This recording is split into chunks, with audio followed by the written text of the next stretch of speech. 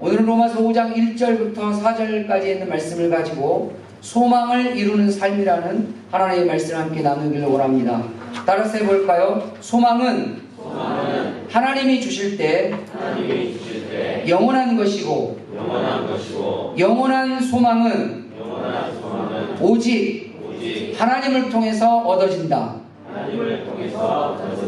하나님을 통해서 얻어지고 하나님을 통해서 이루어지는 그 영원한 소망을 이루는 삶이 되시기를 주님의 이름으로 축원합니다.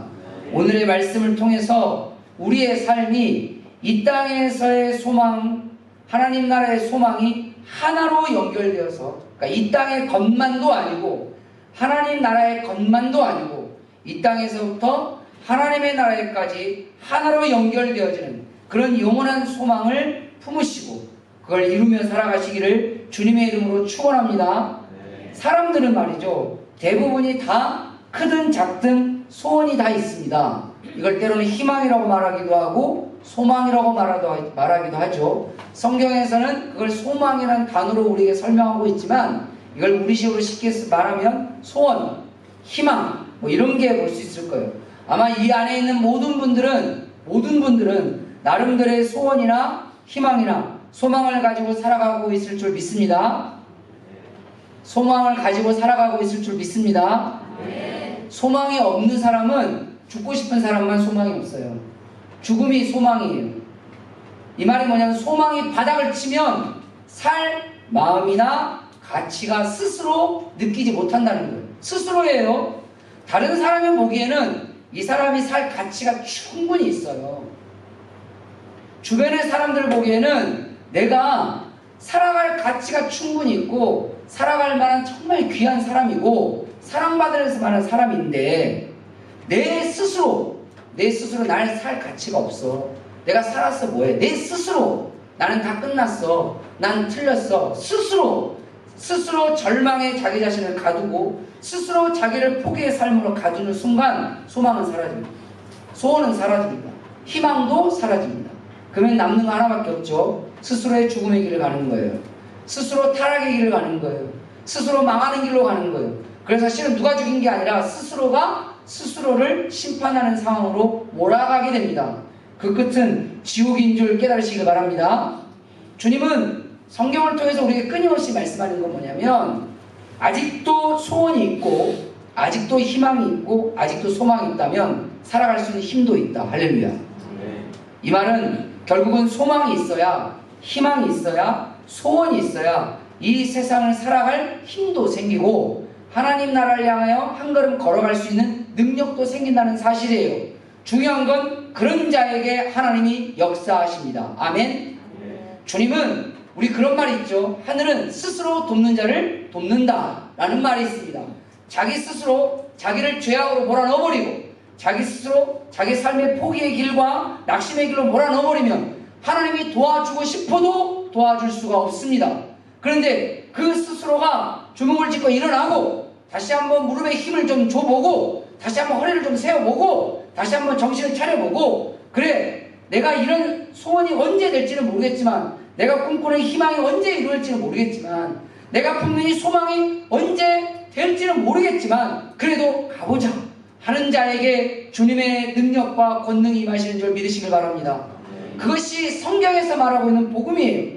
중요한 건 뭐냐면 이 세상에서만 유효한 소망을 갖고 사는 사람이 있느냐 하나님 나라의 것만 유효한 소망을 가지고 살아가는 사람이 있느냐 이 땅에서도 유효하고 하나님 나라에서도 여전히 유효한 그런 소망을 가지고 살아가고 있느냐 이 셋 중에 하나입니다. 이 세 개 중에 오늘의 하나님 말씀을 통해서 저와 여러분들은 이 땅에서도 유효하고 하나님의 나라에서도 유효한 그런 소망을 가지고 그런 영원한 소망을 가지고 살아가시기를 주님의 이름으로 축복합니다. 사람들을 가만히 보면 건강에 대한 소원을 갖고 사는 사람이 참 많죠. 건강했으면 좋겠다. 뭐 안 아픈 것까지는 원하진 않는데 덜 아팠으면 좋겠다. 뭐 이런 소원을 가지고 사는 사람도 있습니다. 어떤 사람은 우리 가정이나 가족이나 뭐 직장 생활에서 좀 화목했으면 좋겠다. 이 평화에 대한 소원을 가지고 살아가는 사람도 있습니다. 또 어떤 사람들은 좀 사랑을 하며 살았으면 좋겠다. 우리 젊은 친구들이요 사랑 좀 하세요. 옆에 젊은 사람들 앉아있으면 이렇게 해야겠어요. 사랑 좀 하고 사세요. 시작. 연애하라는 얘기만은 아니에요. 사람 사랑할 줄 알고, 가족 사랑할 줄도 알고, 여자친구도 사랑할 줄도 알고, 남자친구도 사랑할 줄 알고. 최근에 어떤 데이터, 심리학자들이 많은 데이터를 보니까 젊을수록 자기를 사랑한다. 자기를 사랑하는 것이 결국은 자기를 망가뜨리는 길로 간다. 이런 표현을 하더라고요. 주변의 사람들을 사랑한다는 건 뭐냐면 주변 사람을 조금 더 돌아본다는 얘기예요. 주변 사람들 조금 더 눈길을 준다는 거고 주변 사람을 좀 더 살핀다는 거예요. 부모는 어쩔 수 없이 주변을 살필 수밖에 없는 운명을 갖고 있습니다. 부모가 자식을 보고 가족을 안 보는 부모가 있긴 하죠. 드뭅니다. 매우 드뭅니다. 그러나 부모들의 거의 대부분은 주변을 살핍니다. 내 자식을 보죠. 때로는 배우자도 보죠. 주변 사람들 보죠. 그런데 젊은 친구들은 보통 보면 자기만을 바라보려고 하는 그게 조금 더 강하긴 합니다. 주님이 말하죠. 그 사랑을 하면 좀 살아라. 옆에를 조금 바라보면서 좀 살피면서 남이 나를 살피는 거 눈치 보라는 얘기가 아니에요. 관심을 가져보라 라는 얘기죠. 가끔은 지나가다 보면 재밌는 것들을 눈치가 아니라 살피다 보면 재밌는 것들을 봅니다. 제가 오늘 예배 인도를 하기 위해서 올라오는데 우리 교회 성도님 중에 한 분이 이제 나네? 라고 할 거예요. 제가 성도님들 가만히 이렇게 가만히 보면 그냥 지나가지 않아요. 한 번씩 이렇게 살펴요. 살피면 보니까 오늘 재밌는 걸 봤어요. 오늘 우리 성도님 중에 한 분이 엄지 발톱이 예쁘게 매니큐어를 칠했더라고요. 보니까 딸과 같이 칠했는지 어쩐지 모르는데 샌달에 엄지 발톱 예쁜 색깔이 딱 튀어나온 거예요. 그래서 야, 또 이 집이 오늘도 예쁘게 사는구나 라는 마음이 드는 거죠. 그죠? 다른 거 아닙니다. 저 사람이 어떤 핀을 했는가, 저 사람이 어떤 옷을 입었는가, 오늘 아빠가 어떤 신발을 신는가, 오늘 엄마가 밥을 할 때 어떤 몸짓을 가지고 열받아서 하는지 아니면 엉덩이 실룩실룩 하면서 밥을 하는지 관심을 좀 가져보라는 거예요. 실은 이런 것들은 하나님 나라에까지 이어지는 소망입니다.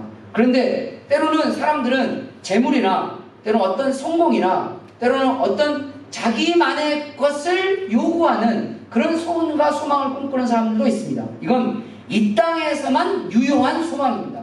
하나님은 이 영원한 소망, 즉 우리의 삶이 화목하고 화평하고 서로 사랑하고 서로 같이 나누고 베풀고 하나님 안에서 은혜를 함께하는 이런 귀한 삶이 하나님의 나라에까지 이어지는 소망이기에 지금의 우리의 가정에서부터 할렐루야, 지금의 내 삶에서부터 아멘, 그 사랑과 화목과 화평과 믿음과 평화와 평강과 하나님의 긍휼하심과 인자하심이 늘 동행하기를 원하는 그 소망을 가지고 살아가는 것이 성경의 가르침입니다. 아멘. 그래서 옆에 분들에게 이렇게 한번 인사해 봅시다. 하나님의 사랑이 나와 당신에게 영원히 있기를 바랍니다. 시작. 하나님의 사랑이 나와 당신에게 영원히 있기를 바랍니다. 할렐루야. 한때만 있는 것이 아니라 영원히 하나님의 사랑이 있고 영원히 하나님의 축복이 있고 영원히 하나님의 평강이 있고 영원히 하나님의 인자하심과 긍휼하심이 나와 당신과 우리 가정과 우리 삶에 있기를 주님의 이름으로 축원합니다. 그런 영원한 소망을 이루는 삶이 어떤 삶일까? 오늘 성경은 우리에게 그걸 이야기하고 있습니다. 그렇다면 어떻게 이런 하나님이 주시고 하나님의 베풀어 주시고 하나님의 오른손으로 붙잡아 주시는 이 영원한 소망을 이룰 수 있을까요? 첫 번째로 바로 믿음의 의인이 되라는 겁니다. 따라서 해볼까요? 믿음의 의인이 되라. 믿음의 의인이 될 때 오늘 1절 말씀에 우리 성경은 이렇게 말합니다. 우리가 믿음으로 의롭다 하심을 받았으니 할렐루야. 믿음으로 의롭다 하심을 받았다는 거예요. 믿음이 왜 의로울까? 성경은 이렇게 우리에게 이야기하고 있습니다. 천지를 창조하신 하나님을 믿는 것이 의인입니다. 할렐루야. 이 세상에 소멸할 것을, 이 세상에 소멸할 물질이나 이 세상에 소멸할 권세나 이 세상에 언젠가는 사라져갈 것들을 믿고 의지하고 따라가는 사람보다 영원한 하나님을 믿고 의지하고 이 세상을 창조하시고 끝도 없는 삶 가운데 우리를 하나님의 사랑과 의리로 이끄시는 그 하나님을 믿는 것이 의이다라고 말합니다. 아멘. 그것이 의예요. 우리를 구원하시기 위해서 십자가에서 죽으시고 당신이 살아계신 하나님이라는 걸 스스로 증명하기 위해서 그 부활의 역사를 통해 많은 사람에게 보이신 그 예수님을 믿는 것이 바로 의입니다. 자기만을 위해서 살아가는 사람을 믿는 게 왜 의예요? 자기의 권세와 자기의 권리와 자기의 물질만을 위해서 살아가는 사람, 그런 사람을 믿는 걸 의가 아니에요. 이 세상의 권력자들, 이 세상의 물질을 가진 사람들, 이 세상의 소망에, 이 세상의 것만을 소원으로 가지고 살아가는 사람들의 공통점이 뭔지 아세요? 자기예요, 자기. 나. 내가 우선인 자를 믿는 것은 의가 아닙니다. 그러나 사랑하는 사람들을 위해서 십자가에 죽으시고 다른 사람들을 위해서 평생을 살아가시고 그들을 위해서 모든 희생을 감수하신 그 하나님, 그 예수님을 믿는 것이 의인 줄 믿으시길 바랍니다. 세상의 논리와 세상의 철학과 세상의 신념, 세상의 정치적인 이데올로기, 이걸 믿는 게 의가 아닙니다. 살아계신 하나님의 말씀을 믿는 것이 의입니다. 그 말씀이 우리의 삶을 살릴 거예요. 그 말씀이 우리 인생을 살릴 거예요. 그 말씀이 우리를 천국으로 인도할 겁니다. 무엇이 의입니까? 내 말이 아니라, 세상의 말이 아니라 하나님의 기록된 말씀을 믿는 것이 바로 그게 의입니다. 사람들에게 때로는 굽신거리고 때로는 사람들에게 배알돔이나 말을 들어가면서 살아야 되는 그런 삶이 의입니까? 불쌍한 삶인 건 맞죠? 그건 의가 아닙니다. 그러나 하나님께 나아가 당당히 기도하고 간구하고 주님 이거 주세요라고 말할 수 있는 그 사람이, 그 믿음이, 하나님은 기도를 통해서 응답하시는 걸 믿고 나아가는 그 사람의 그 믿음이 바로 의인 줄 믿으시길 바랍니다. 그게 의예요. 그래서 믿음이 의입니다. 하나님을 믿는 것이 믿음이 의이고, 예수님을 믿는 것이 의이고, 하나님의 말씀을 믿는 것이 의이고, 하나님을 찬양하는 것이 의이고, 하나님께 기도하는 것이 의이고, 주님께 예배하는 것이 의이고, 하나님 말씀대로 살아가는 것이 의이고, 하나님이 만드신 그 하나님의 나라와 천국을 소망하는 것이 의입니다. 그러니 믿음이 의이죠. 성경은 그런 믿음의 의를 가진 자에게 영원한 소망을 이루시는 분이 하나님이시라고 우리에게 소개하고 있습니다. 그 하나님을 끝까지 믿고 나아가시길 바랍니다. 그래서 성경은 우리에게 정리하고 이렇습니다. 영원한 소망은 오직 하나님만을 영원히 믿고 그 믿음이 변하지 않는 거예요. 하나님 말씀을 믿는 그 믿음이 변하지 않는 거예요. 주님이 내가 기도하고 나아가면 응답하실까는 그 믿음이 끝까지 변하지 않고 기도로 나아가는 그 믿음이 영원한 믿음이에요. 변하지 않는 거죠. 주님을 온전히 예배하는 이 믿음이 변하지 않는 거예요. 그게 영원한 믿음이에요. 그 영원한 믿음을 가지고 그 믿음으로 살고 그 믿음을 누군가에게 전하는 거예요. 주님 믿어보라고, 주님께 기도해보라고, 하나님이 당신과 함께 할 수 있을 거라고, 긍정과 소망을 담은 그 믿음을 전하는 그 사람, 그가 바로 믿음의 의인입니다. 그 믿음의 의인에게 하나님은 영원한 소망을 이루게 하십니다. 두 번째로 성경은 어떻게 영원한 소망을 이룰 수 있다고 우리에게 말하고 있을까요? 바로 하나님과 화평을 누리라는 겁니다. 따라서 할까요? 하나님과 화평한 자에게 영원한 소망이 임한다. 성경은 하나님과 화평하는 길을 크게 두 길로 우리에게 제안하고 제시하고 있습니다. 첫 번째는 직접적으로 하나님과 화평하라는 것, 하나님과 평화라는 것. 그렇다면 직접적으로 하나님과 화평하고 하나님과 친하고 하나님과 화목하고 하나님과 잘 지내는 길은 뭘까요? 바로 영적인 삶입니다. 성경에서 말하는 영적인 삶의 가장 그 대표적인 게 뭐죠? 바로 예배입니다. 만나야죠. 뵈야죠. 여러분 누구하고 친해지려면 어떻게 합니까? 만나야죠. 전화로 요즘은 시대가 좋아져서 전화로도 만나고 화상통화로도 만나고 여러 가지 방법으로 만나지만 고대 때는 얼굴을 봐야 돼요. 얼굴을 볼 수 없는 상황이면 어떻게 합니까? 편지를 써요. 그래서 하나님이 성경을 우리에게 주신 겁니다. 늘 하나님 얼굴을 볼 수 없으니 하나님의 말씀을 편지로 기록해서 늘 편지를 통해서 하나님을 만나라는 거예요. 하나님을 경험하라는 거예요. 군인들이, 요즘 군대는 조금 달라요. 디지털화 돼 있어서. 제가 군대에 있을 때만 해도 군인들의 가장 큰 소망, 가장 큰 기쁨, 즐거움이 뭔지 아세요? 편지입니다. 편지. 훈련 다 마치고 개인 장비 점검하는 시간이 있어요. 그때 행정실에서 편지 뭉치를 이만큼 가지고 나와요. 그럼 다들 혹시 저 안에 내 건 없나 그렇게 쳐다봐요. 다 그래요. 내 건 없나, 내 건 없나. 그러면 이제 하나씩 나눠주는 거예요. 그 일병, 네, 일병 누구 상병, 네, 상병 누구 받아요. 근데 거기에 내 게 없으면 처음에는 괜찮아요. 이게 한 달 되죠? 마음이 쓸쓸해집니다. 한 3달 되죠? 난 뭔가 이렇게 됩니다. 1년 안 오죠? 우울증 와요. 그래서 안 되는 동전 던져가면 집에다 전화해요. 나 아직도 기억나는 게 우리 동기 중에 하나가 그랬어요. 1년이 돼도 어디서 편지 한 통이 안 와요. 너무 감사한 건 교회 다니면 주의 은혜가 임합니다. 할렐루야. 교회 다니면 요즘은 뭐 시대가 그래서 그런 거 없는데 예전에는 교회 다니려면 교회 애들이 다 편지를 써줬어요. 근데 교회 애들이 편지를 써주는데 남자애들이 편지를 딱 간단해요. 형 잘했지? 잘했어. 전사님 편지로 쓴 거야. 그리고 끝. 근데 여자애들은 거기서 오빠로 시작합니다. 오빠 이렇게 나와요. 안 친하던 애들도 군대에서 갑자기 친해집니다. 제 출신 교회도 아직도 기억나는 게 둘이 사귀었어요. 사귀게 된 결정적인 이유가 군대에 있을 때 편지 써준 것에 편지 써준 애는 그냥 교회에서 쓰라. 청년부에서 쓰라고. 걔 군대 가 있는데 얼마나 고생하겠냐. 지금 1년 6개월이지만 그때는 2년 반 뭐 이랬어요. 군대 생활을. 그러니까 써라. 그러니까 어쨌든 전사님 쓰라고 하니까 편지 쓰는 시간도 줘요. 아예. 그랬었어요. 여러분 교회 다닐 때 안 그러셨어요? 죄송합니다. 제가 교회 다니는 교회는 그렇게 시켰어요. 제가 전도사였거든요. 시켜. 그럼 막 써요 애들이 거기다. 그러면 여자애들이 오빠가 뭐라고 쓸 거 아니에요. 그런 편지를 받아봤어야지. 학교 다닐 때. 군대 가니까 처음으로 여자 편지를 받은 거야. 감동 먹었어요. 보낸 애는 아무 감정이 없는데 받은 애만 감정이 생겨. 자기 좋아하는 줄 알고 제대하고 나올 때 PX에서 안 되는 돈 탈탈 털어가지고 뭘 사갖고 왔어. 이거에 눈 맞았고 사귄 애도 있었어요.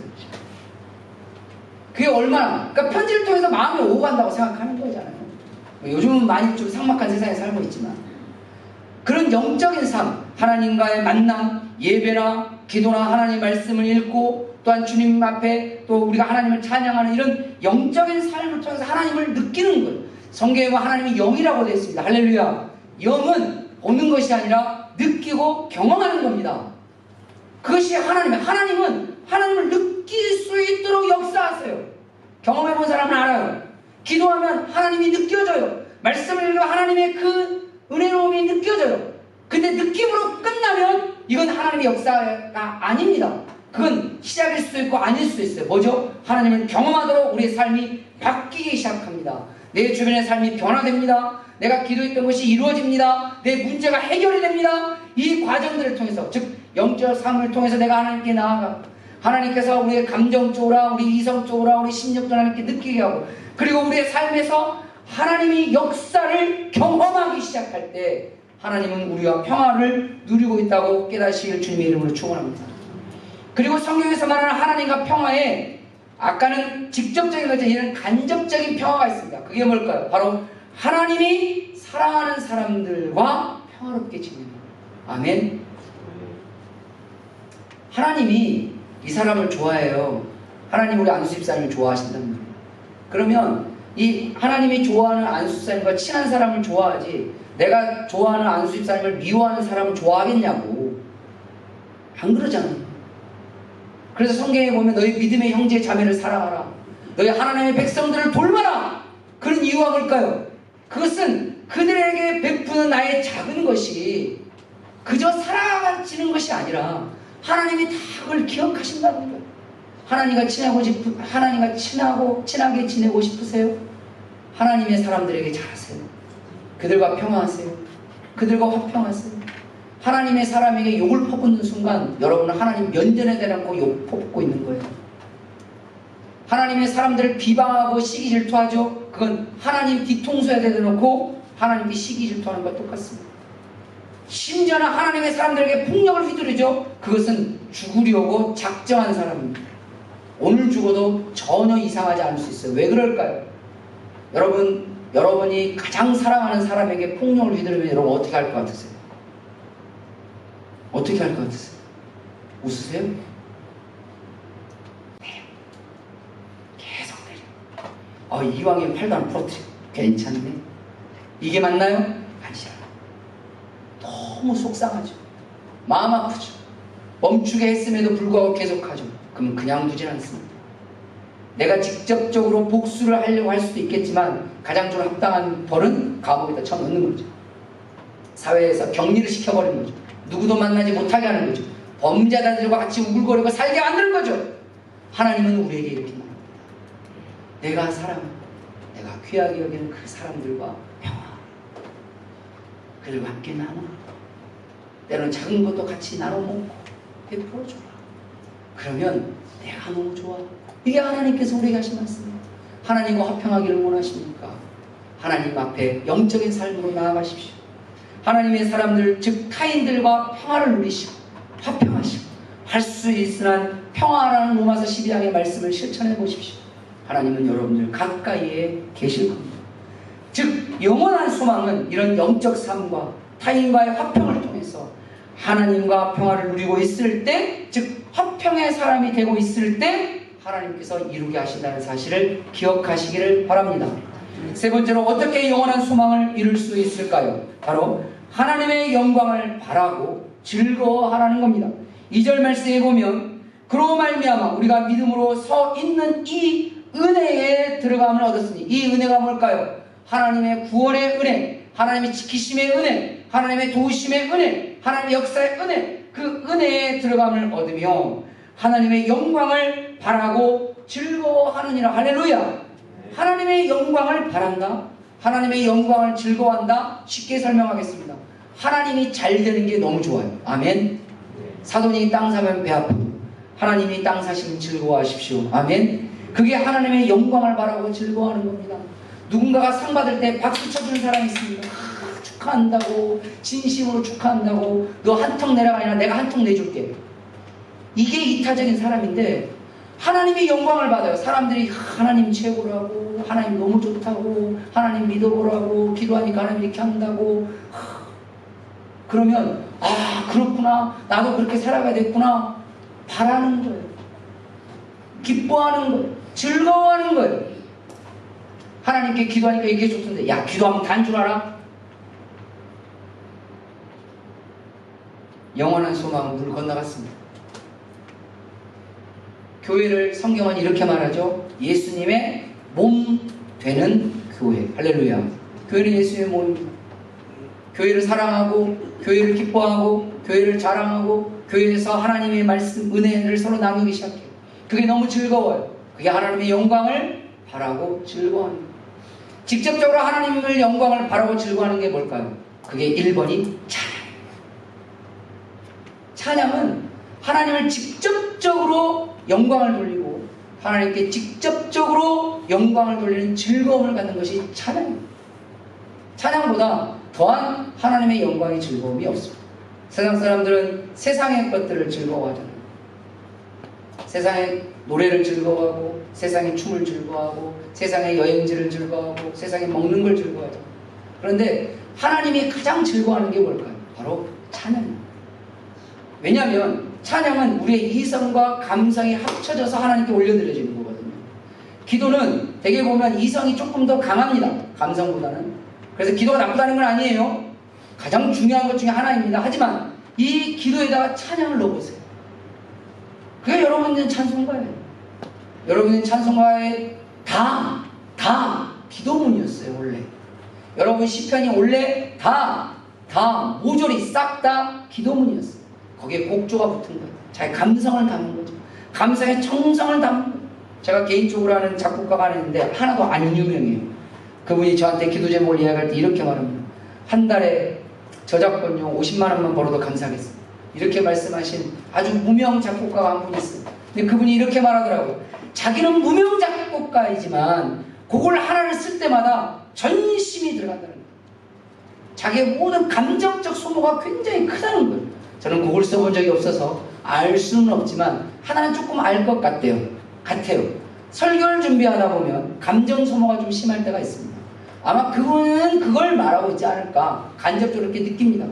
그 말은 뭘까요? 바로 내 감정을 쏟아서 그 찬양을 누군가는 만들고 누군가는 그 만들어진 찬양에 내 감정을 싣고 그 가사에 이성적으로 이해하면서 하나님께 나아가는 거예요. 이보다 더 큰 영광을 즐거워하는 게 어디 있습니까? 그러니 누군가는 찬양을 하면서 눈물을 흘리고, 누군가는 찬양하면서 박수를 치고, 누군가는 찬양하면서 춤을 추는 거예요. 제가 선물로 스마트워치를 받았었거든요. 몇 년 전에. 한 4년 됐나? 3년 반, 4년 됐어요. 근데 얘는 걸어다녀도 체킹이 돼요. 걸음걸이. 박수를 쳐도 걸음걸이로 체킹을 해요. 얘는 기계니까 주인이 박수를 치는지 걸어가는지 뛰어가는지 그냥 대충 이해를 하는 거야. 대충 이해를 하는 거예요. 박수 치는지 모르는 거예요. 이번에 기도 컨퍼런스를 갔잖아요.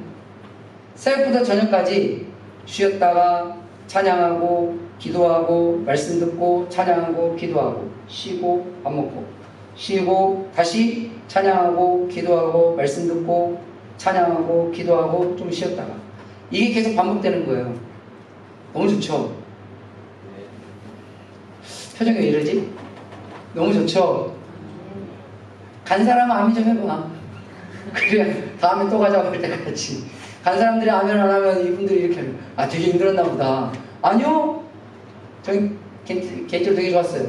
그런데 재밌는 게 이제 핸드폰은 밑에다 내려놨으니까 얘는 그냥 핸드폰 조용히 계시는 거예요. 얘는 스마트워치에서는 연결은 되어 있잖아요. 근데 계속 뭐예요? 찬양할 때 박수를 치는 거예요. 하루 종일 찬양만 한 건 아닙니다.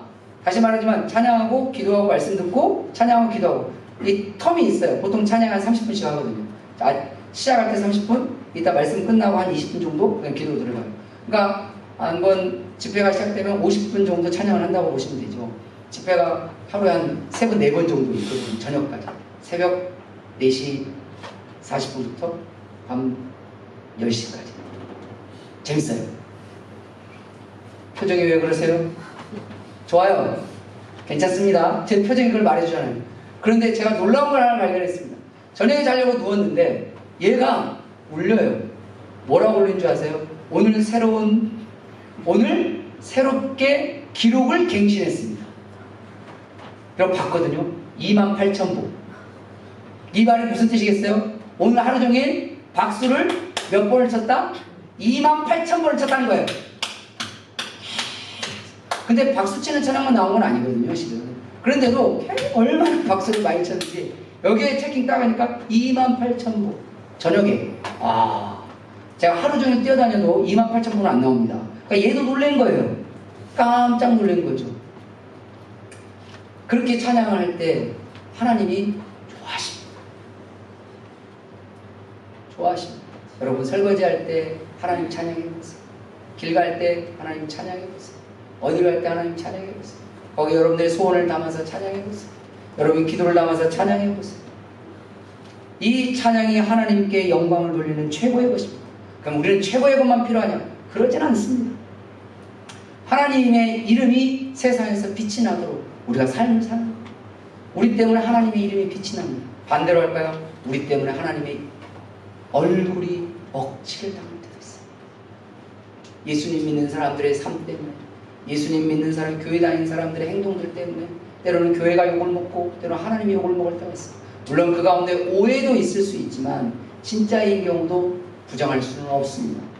우리가 다른 거 아닙니다. 내 이마에 성경에 보면 대제사장들 이마에 성결이라는 금박표를 붙이게 되어 있습니다. 성경에 보면 하나님께 신명기에 모든 하나님의 사람들은 이마에 말씀을 붙이라고 되어 있습니다. 그건 실질적으로 그리스도가 이마에 붙이라는 얘기가 아니라 누가 우리의 얼굴을 볼 때 하나님 말씀이 떠오르도록 하라. 성결이 떠오르도록 하라. 이 말이에요. 우리 얼굴 보면 인상이 팍 쳐. 오늘도 제 얼굴을 보니 재수가 온 붙었다. 이런 삶이 아니라 오늘 저 사람 얼굴을 보니 오늘은 좋은 날이 될 것 같다. 할렐루야. 옆 사람에게 이렇게 합시다. 당신의 얼굴을 보니 오늘 좋은 날입니다. 시작. 당신의 얼굴을 보니 오늘 좋은 날입니다. 이래야지. 너의 얼굴을 보니 오늘 그냥 이게 아니라는 거죠. 그럼 그 사람 얼굴이 예쁘고 잘생겨서 그러냐? 그건 아니에요. 이번에 기도 컨퍼런스 갔는데 제가 앉은 자리에 통로를 보고 옆자리가 하나 있었어요. 옆에 바로 앞에. 거기에 모 교회 학생들이 왔어요. 거기는 애들부터 와요. 우리 교회는 어른들만 갔지만 가보시면 다 알 거예요. 꼬맹이 애들부터 나이들 90이 넘으신 할머니들 할아버지까지 다 와 있어요. 좀 힘들면 밖에 나가서 거기는 의자에 좀 누워서 쉬었다가 좀 몸이 괜찮으면 나와서 또 찬양하고 기도하고 말씀 듣고 이랬다가 또 힘들면 나갔다 왔다 갔다 하시는 분도 계세요. 거기서 뭐라고 안 해요. 왜 나가냐? 이렇게 안 해요. 저 예전에 흰돌산에 갔을 때 어느 분이 화장실 가려고 제 앞에 분이 일어나셨거든요. 머리 노랗신 분이. 네, 거기 강사 목사님 이런 거요. 제 머리 노란 년 누구야? 이렇게 하시더라고요. 제가 놀랐어요. 난가? 아니요. 공짜로도 움직이면 끝났거든요. 근데 여기는 얼마나 인격적인 집회인지 움직여도 뭐라고 안 해요. 다녀오세요 하시고 여기 남은 사람들 열심히 말씀 듣고 기도하고 힘들면 나갔다가 돌아오세요 하고 우리 교회 성도들도 화장실 왔다 갔다 해서 누구도 뭐라고 안 해요. 잘 다녀오세요 하시고 그래요. 근데 제 옆에 앞에 앉은 거기에 모교회 학생들이 앉았어요. 학생들이 거기 졸졸졸졸 4명이 앉아서 이제 집회가 이렇게 하는 거예요. 찬양이 끝나니까 이제 말씀이 시작되는 거예요. 말씀이 학생들 입장에서 조금 어려울 수는 있죠. 그분이 쉽게는 해주시지만 조금 어려울 수 있죠. 그래서 좀 지루할 수는 있죠. 그러니까 옆에 어떤 애가 옆에를 툭 치는 거예요. 저는 그걸 대를 탁 걸렸어요. 근데 그러고 말았죠. 저는 계속 지원하는데 갑자기 그 애가 하나 탁 일어나는 거예요. 그 옆에 애가 탁 일어나는 거예요. 그런데 옆에 애는 냅두고 그 옆에 있는 애가 탁 일어나는 거예요. 그 3명이 쪼를 나갔어요. 얘들 좀 힘드니까 나갔나 보다. 곧 돌아오겠지. 끝날 때까지 안 돌아와요. 그러니까 하나 남은 애가 있어요. 하나 남은 애. 제가 그냥 웃자고 한 얘기입니다. 네, 마음이 절대 담아두지는 마세요. 특별히 우리 가족들. 제가 저희 아내에게 그랬어요. 제 며느리 삼고 싶다. 제가 그랬어요. 제 며느리 삼고 싶다. 체격이 건장해진 여자애거든요. 딱 보니까 고등학교 한 2학년 정도 됐는데 우리 교회들 중에 걔보다 체격이 더 좋은 사람이 없어요. 대충 그냥 그림을 그리세요. 그런 친구예요. 그런데 왜 예뻤냐면 체격도 크고 옆에다가 간식 봉다리를 이만한 걸 갖다 놓고 간식 봉다리를 나중에 보니까 아빠가 그걸 계속 충전해 주더라고. 쉴 때마다 한 봉다리씩 이만한 걸 옆에 딱 갖다 놓고 그 간식을 계속 뜯어 먹으면서 그 강의록에다가 강사 목사님 하시는 걸 다 적어요. 그걸 뜯어먹어도 뭐라고 안 합니다. 거기에서는 계속 뜯어먹으면서 적고 아멘했다 또 나중에 이만한 거 다 먹었어. 나중에 아빠가 충전을 하다가 깜짝 놀랐어요. 이거 다 먹었냐? 그런 거예요. 그러니까 그래 이것도 먹어라 주고 뭔가를 가지고 나 찬양할 때 얼마나 박수치면서 저희 아내가 그랬어요. 저렇게 찬양을 박수치면서 해도 살이 안 빠지나 보다 라고 이야기할 정도로. 그런데도 막 신나게 박수치고 막 기도하면 팔도 아픈데도 팔이 아프면 이렇게 내가면서 하나님을 기도를 하고 막 그런 거예요. 자리를 안 들어요. 나중에 다 끝나고 나갔던 3명들이 다시 돌아왔어요. 옆에 앉아요. 오래오래 이렇게 하는 거예요. 시작하면 얘들 3명 쏙 빠져요. 근데 걔만 남아가지고 다시 막 찬양하는 거예요. 여러분 얼굴이 이쁘고 잘생겨서 하나님이 사람인 게 아니에요. 얼굴이 조금 못생기고 사람들이 보기에 뭐라고 해도 그 얼굴에 빛이 나는 사람이 있습니다. 할렐루야. 누가 그럴까요? 하나님의 말씀대로 사는 사람. 그 사람의 얼굴에 하나님의 명예가 달려있는 사람입니다. 하나님의 영광이 있는 사람입니다. 그런 사람은 그 사람의 인간적인 모든 조건을 뛰어넘어서 그 얼굴에 뭐가 난다고요? 빛이. 그냥 보기에도 이뻐요. 제가 목사여서 그런지 모르겠지만 그걸 보면서 그런 마음입니다. 저런 애가 우리 집 며느리 있으면 좋겠다. 하나님 말씀을 적어가면서 기도하면서 해가면서 외적인 거 하나도 중요치 않아요. 하나님은 그런 사람을 통해서 당신의 영광이 즐거워지고 기뻐지는 거예요. 그런 자에게 영원한 소망을 이룰 수 있게 하십니다. 결국 하나님께서 주시는 영원한 소망은 이 세상에서 하나님의 영광이 임하기를 소망합니다. 하나님, 우리 가정에 하나님의 영광이 임했으면 좋겠어요. 우리 교회에 하나님의 영광이 임했으면 좋겠어요. 그리고 하나님의 영광이 내 삶의 자리에서 이루어질 수 있도록 조금씩 헌신해가는 거예요. 이것도 해보고 저것도 해보고 내가 내 승질대로 에이 못해서 이럴 수도 있는데 내 얼굴에 하나님의 영광이 있으니 에이 못하게 하는 거야. 에이 해볼게 라고 바꿔보는 거죠. 이게 헌신하는 사람이에요. 하나님의 영광을 헌신하고 하나님의 영광을 즐거워 기뻐하는 사람. 하나님은 그런 사람을 통해서 하나님의 영원한 소망이 이루어지게 하십니다. 네 번째로 하나님은 어떻게 영원한 소망을 이루게 하실까요? 바로 환난 중에도 즐거워하는 겁니다. 이게 가장 어려울 수도 있습니다. 근데 이게 관점과 각도가 바뀌면 이것도 이룰 수 있습니다. 할렐루야. 3절부터 4절 말씀에 보면 성경은 이렇게 말합니다. 우리가 환난 중에도 즐거워하나니 이는 환난은 인내를, 인내는 연단을, 연단은 소망을 이루게 하는 줄 알미로라. 할렐루야. 학생들의 가장 큰 환난이 뭔지 아십니까? 공부하라고 갈구는 부모입니다. 그 환난을 뚫고 부모들은 알잖아요. 힘들어도 그걸 버티고 가봐라, 해봐라. 그러면 네가 원하는 걸 이룰 수 있어야 할까? 이 당연한 세상적인 원리들은 다 아시잖아요. 그런데 이게 세상적인 원리가 아니라 성경적인 원리라는 거예요. 우리에게 때로는 고통이 올 때도 있습니다. 좋은 것은 따라서 좋은 것은 고통 없이 오지 않는다. 반드시 좋은 것은 고통을 따릅니다. 이번에 집회를 갔는데 과연 17년? 16년 만에 후배를 만났어요. 제가 여기 온 지 얼마 안 됐을 무렵 때, 그때 당시 때 봤고 지금 10 몇 년 만에 봤어요. 그런데 서로 마주치고 지나갔어요. 사람이 워낙 많죠. 몇천 명 있으니까. 저는 걔를 알아봤는데 걔는 저를 못 알아봤어요. 왜 그런지 아시겠죠? 그 사이에 제가 살이 좀 빠졌나 봐요. 좀이 아니라 많이 빠졌나? 모르겠어요. 좀 빠졌는지 어쩐지. 그 친구는 저를 못 알아봤고 저는 그 친구를 알아봤어요. 그게 옆으로 쏙 지나가는 거예요. 그게 성도님들하고 이렇게 지나가요. 제가 누구야? 라고 그랬어요. 저를 딱 보더니 처음에는 딱 그 다음에 이렇게 바뀌었어요. 형님! 이렇게 바뀐 거예요. 그래서 너무너무 반가웠어요. 근데 이 친구가 첫 번째 할 말이 이거였어요. 형님 얼굴이 왜 그러냐? 그래서 형님 얼굴이 왜 그러냐 그러지 말고 형님 얼굴이 좋아졌네요. 죄송합니다. 형님 얼굴이 죄송하네요. 바꾼 거예요. 이 친구가 다이어트를 그렇게 해보려고 해도 안 되더라는 거예요. 그래가지고 기도하러 집회 왔다가 저한테 다이어트 강의 받고 갔습니다. 제 숙소에 밤에 찾아와가지고 저를 괴롭히는 2명의 인간이 있었는데 그 중에 얘가 하나 더 붙었어요. 한 명은 잠잘 때 땡글땡글 제 옆으로 붙은 이상한 순천에 있는 모 교회 목사님, 한 분은 대전에 있는 모 교회 집사. 양쪽 각도를 다 달랐는데 내가 잠 좀 자고 싶은데 계속 나를 잠을 못 자게 하는 분인데 얘도 첫날 내가 둘째 날 오지 말라 그랬어요. 야 내일은 오지 마라 하니까 왜요? 그러니까 내일은 낮에 보자, 밤에 보자. 예 알겠습니다. 와가지고 어떻게 살을 뺐냐, 어떻게 다이어트를 하냐. 제가 딱 던진 말이 있습니다. 고통 없는 곳에 승리 없다. 당연한 거 아닌가?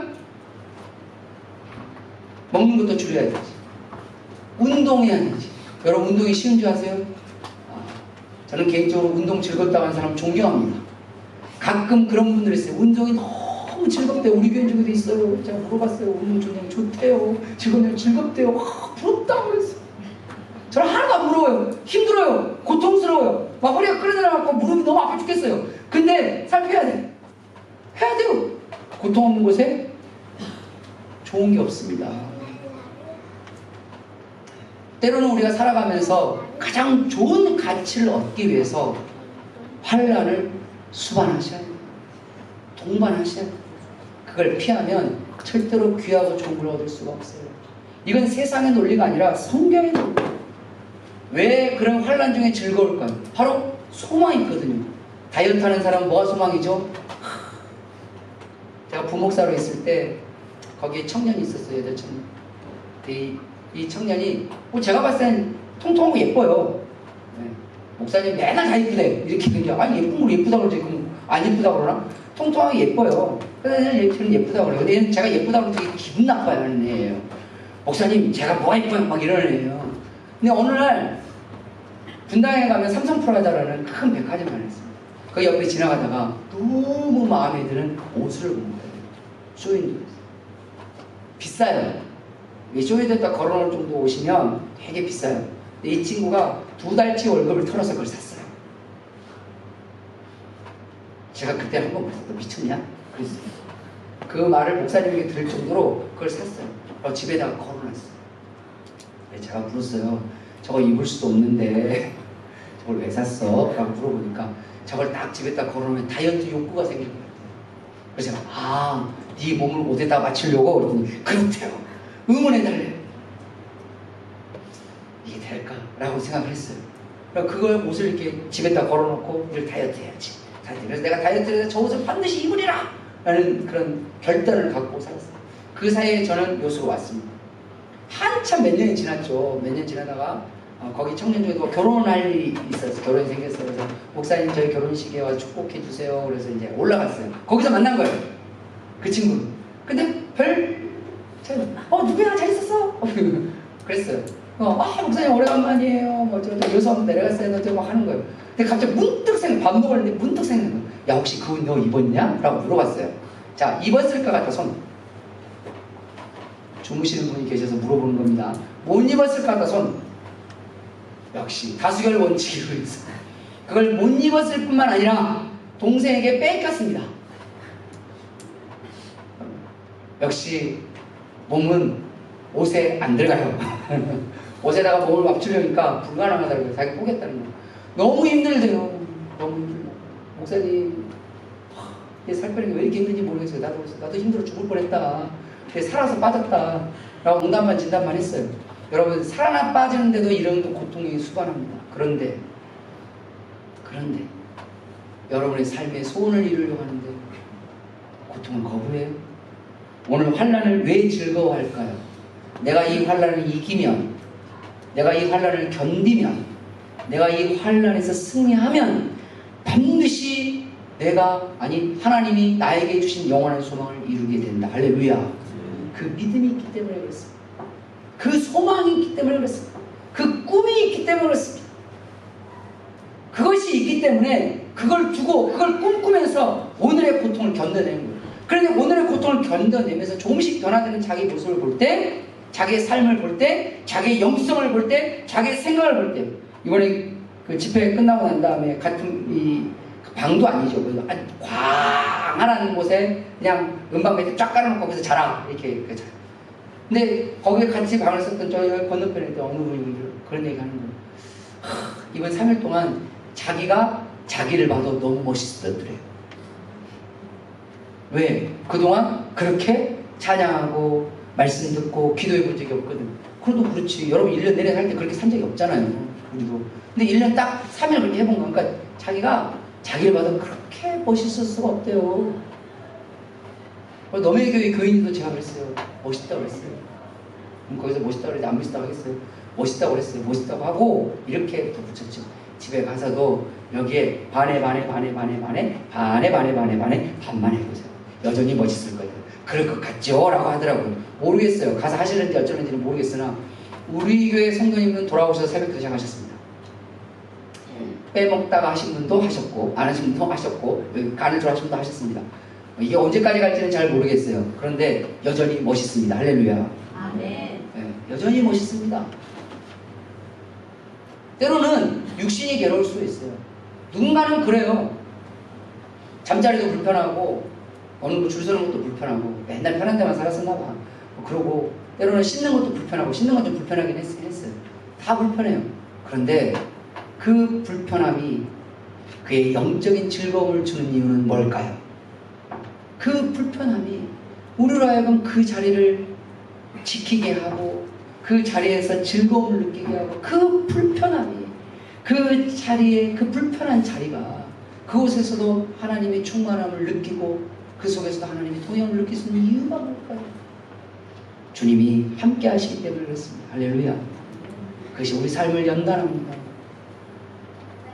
우리의 삶 가운데 영원한 소망으로 인도하는 것입니다. 그래서 영원한 소망은 환난 가운데 있으면서 좀 더 인내해보고 그리고 누군가는 그럴 거예요. 잠자리가 불편하다. 먹는 게 불편하다. 씻는 게 불편하다. 어쩌고 불평불만을 내놓는 사람도 있을 거예요. 근데 누군가는 전혀 불편하지 않아요. 왜? 주님이 주시는 그 은혜가 크니까. 너무 좋은 거예요. 그러니 3일 동안 자기 자신을 봐도 1년 내내 살던 3일, 이 3일이 나에게 가장 내가 멋있어 보였다 라고 고백하는 거 아니겠습니까? 때로는 그 인내가, 때로는 그 연단이 우리에게 참된 소망을 허락해 줄 겁니다. 이 믿음과 소망으로 말씀과 기도로 견디고 말씀과 기도로 이기고 말씀과 기도로 승리하면 하나님께서 영원한 소망의 길로 우리를 이끌어 주실 것입니다. 하나님은 따라서 할까? 하나님은 우리에게 영원한 소망을 이루게 하시는 분이다. 하나님은 여러분을 괴롭히시는 분이 아니에요. 하나님은 여러분을 막 힘들어 막 쥐짜게 하시는 분이 아니에요. 하나님 그런 하나님을 배우시면 잘못 배우신 거예요. 하나님은 우리 성경에 보면 하나님 우리에게 행복을 주고 싶어 하시고, 하나님은 우리에게 좋음을 주고 싶어 하시고, 하나님은 우리에게 영원한 소망을 주고 싶어 하시는 거예요. 중요한 건 우리가 그런 그릇이 돼야 돼요. 그런 그릇으로 빚기 위해서 때로는 환난도 필요할 때가 있습니다. 그렇잖아요. 여러분들 자녀들 학원 보낼 때 그런 심정 아닙니까? 지금 좀 참고 지금 좀 힘들어도 이 무더운 날 공부하는 거 쉬운 일 아닙니다. 힘들어요. 제가 예전에 이렇게 얘기하니까 어느 집사님 웃으면서 그랬어요. 목사님, 제가 신학교 다닐 때 공부를 안 해봐서 잘 모르겠어요. 아, 그러냐고. 내가 학교 다닐 때 공부해본 사람 입장에서 내가 한 여름에 공부하기 진짜 힘들다. 너무 힘들다. 한 발짝 움직이는 것도 힘들다. 에어컨 바람도 힘들다. 어쩔 때는 그 힘든 가운데 왜 하라고 내밀죠? 응원하면서 그거 하라고 왜 격려하죠? 하지 마라고 할 수도 있잖아요. 그만해도 되라고 할 수 있잖아요. 취업 준비하는 애들 힘들죠. 그런 애들한테 하지 마라고 할 수도 있는데 왜 하라고 하죠? 그것은 더 나은 삶을 살게 하기 위한 소망이기 때문에 그러지 않을까요? 하나님은 우리의 그릇을 만들어가는 과정에서 때로는 우리의 힘듦을 허락해 주실 뿐, 주님은 우리에게 영원한 소망을 주고 싶어 하시는 분입니다. 그 영원한 소망으로 나아가시길 바랍니다. 그래서 하나님을 믿고 하나님을 섬기는 진정한 성도들은 말이죠, 때로는 실패가 있어도 절대 포기하지 않습니다. 진짜 믿음이 있는 사람의 공통점이 이거예요. 실패가 있어도 목사라고 실패 안 할 것 같으세요? 목사라고 기도한다고 해서 100% 다 응답되는 줄 아세요? 목사라고 해서 믿음으로 산다고 다 좋은 일만 생긴 줄 아세요? 안 그래요. 우리가 이 세상을 살아가는 동안에는 죄악된 모든 구조적인 악들이 있기 때문에 때로는 그 구조적인 악으로 인해서 때로는 어려움을 겪을 때도 있어요. 당할 때도 있단 말이에요. 내가 잘못하지 않았는데도 어려움을 겪을 때도 있어요. 세상이 원래 그런 거예요. 그러니까 하나님이 천국이라는 세상을 만드시고 우리를 거기로 인도하시는 겁니다. 할렐루야. 그래서 우리는 그걸 소망하는 거예요. 중요한 건 그런 과정 속에 실패는 있어도 하나님을 진짜 섬기는 사람은 절대 포기는 없습니다. 때로는 낙심은 있어도 절대 절망하지 않습니다. 왜냐고요? 하나님이 우리에게 주신 영원한 소망이 있기 때문에 그렇습니다. 그 영원한 소망을 마음에 품으시고 한 걸음씩 나아가 보십시오. 믿음으로 나아가십시오. 기도하면서 나아가 보세요. 환난 중에 한번 웃어보시고 하나님의 영광을 즐거워하고 기뻐하면서 때로는 미친 사람처럼 한번 춤도 춰보시고 그렇게 해서 주님 붙들고 나아갈 때 하나님께서 예배해 주신 그 소망이 이 땅에서부터 시작하여 저 하늘까지 이어져 갈 수 있도록 여러분들에게 이루게 하실 줄 믿습니다. 그렇게 해주실 거예요. 그게 하나님의 약속입니다. 하나님은 당신의 약속을 단 한 번도 변개치 아니하시는 분이고 하나님은 당신의 약속을 단 한 번도 어기신 적이 없습니다. 그런 하나님, 그 신실하신 하나님, 그 하나님은 우리에게 말씀하십니다. 내가 너희를 영원한 소망을 이루게 하겠다. 믿음으로 주님 붙드시고 기도하면서 한 그릇 내드시고 말씀으로 삶을 고쳐갈 때 그 소망이 바로 저와 여러분의 것이 된 줄 믿으시길 바랍니다. 그런 삶을 사는 저 여러분 되시기를 주님의 이름으로 축원합니다. 기도하겠습니다.